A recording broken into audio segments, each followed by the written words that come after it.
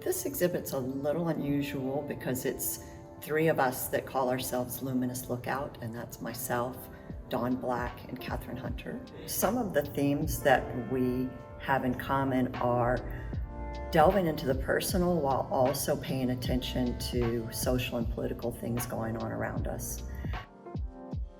These were done with charcoal on Trader Joe's shopping bags during the big shutdown of February, March 2020. I started working on these because Trader Joe's shopping bags were piling up at my house, and I often repurpose things for my surfaces. It became an opportunity to reuse those bags and make it part of the times that we were living.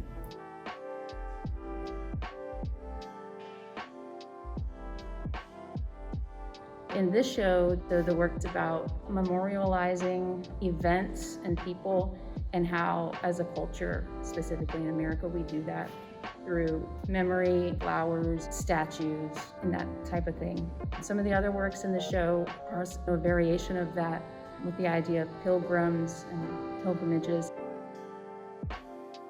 Probably for 15 years or so, I've been actively using a grid format in my work. So either a grid as in numerous pieces or a grid of figures within the same piece as a way to tell a story, specifically a story about society and about power and hierarchy.